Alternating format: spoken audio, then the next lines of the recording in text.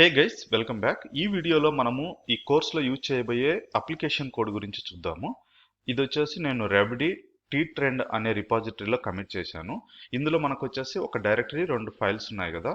Readme file అనేది కామన్గా ఉంటుంది ఎనీ రిపాజిటరీకి. ఈ రీడ్మీ ఫైల్లో ఏముంటుందంటే ఈ అప్లికేషన్ని మనం ఎలా యూజ్ చేసుకోవాలి, లేదంటే అప్లికేషన్ రిలేటెడ్ ఇన్ఫర్మేషన్ అంతా రీడ్మీ ఫైల్లో ఉంటుంది.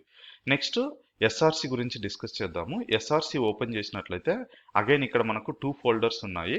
ఒకటి వచ్చేసి మెయిన్, ఇంకోటి టెస్ట్. టెస్ట్ అంటే మనం టెస్ట్ కేసెస్ అన్ని ఇందులో పెట్టేస్తాము. అంటే I mean to say developers test cases అన్ని రాసి ఇందులో పెట్టేస్తారు. మెయిన్ అంటే application main code. Main open చేద్దాము. సో మెయిన్లో వచ్చేసి మళ్ళీ రీసోర్సెస్ అని java.com/Valaxy /demo అని ఉంది కదా. సో ఇది ఓపెన్ చేసినట్లయితే మనకు కంట్రోలర్ అని ఉంది. సో ఇది యాక్చువల్ అప్లికేషన్ కోడ్ ఇక్కడ ఉంటుంది, రిపాజిటరీ డీటెయిల్స్ కంట్రోలర్. సో ఇదంతా మనం అర్థం చేసుకోవాల్సిన అవసరం లేదు. బట్ ఇక్కడ చూడండి, import some of the repositories ని మనం ఇంపోర్ట్ చేస్తూ ఉన్నాము. అండ్ ఇది వెరీ సింపుల్ గా వచ్చేసి ఇది రిటర్న్ చేస్తుంది. ఓకే, గ్రీటింగ్స్ ఫ్రమ్ వెలాక్సీ టెక్నాలజీస్ అనే మెసేజ్ ని బ్రౌజర్ లో రిటర్న్ చేస్తుంది. ఇది అప్లికేషన్ కోడ్ ఇంకా చాలా ఉంది. యాక్చువల్ అప్లికేషన్ కోడ్ వచ్చేసి ట్విట్టర్ ట్రెండ్ అప్లికేషన్ గురించి, బట్ మేము వచ్చేసి స్టిల్ ఇది డెవలప్ చేస్తున్నాము. బట్ ఫర్ టైమ్ బీయింగ్ ఇది వచ్చేసి బ్రౌజర్లో ఇది రాస్తుంది.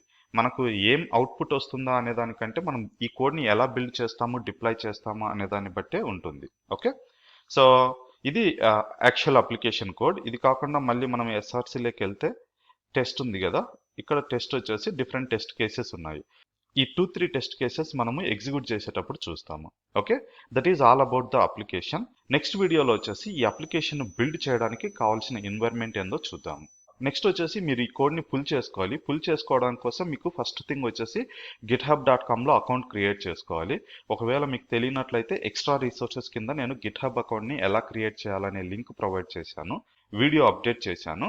ఆ వీడియోకి వెళ్ళి చెక్ చేయొచ్చు. ఒకసారి మీరు అకౌంట్ క్రియేట్ చేసుకున్న తర్వాత ఇక్కడ ఫోర్క్ ఆప్షన్ ఉంది కదా, ఈ ఫోర్క్ ఆప్షన్ని యూజ్ చేసుకొని మనము అప్లికేషన్ని క్లోన్ చేసుకోవచ్చు. ఓకే, క్లోన్ అని ఇస్తే ఫోర్క్ అని ఇస్తే ఇక్కడ వచ్చేసి ఓనర్ రిపాజిటరీ అంటే మీ రిపాజిటరీ వస్తుంది. మీ రిపాజిటరీలో రిపాజిటరీ నేమ్ ఏం రావాలి అన్నది ఇక్కడ ఇచ్చుకోవచ్చు. ఓకే, క్రియేట్ ఫోర్క్ అని క్రియేట్ చేస్తే మనకు న్యూ అప్లికేషన్ క్రియేట్ అవుతుంది.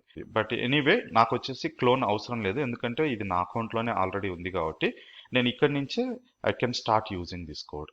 సో నెక్స్ట్ వీడియోలో ఈ అప్లికేషన్కి కావలసిన ఇన్ఫ్రాస్ట్రక్చర్ని టెరాఫార్మ్ త్రూ ఎలా బిల్డ్ చేయాలి అనే దాని గురించి మాట్లాడుకుందాం.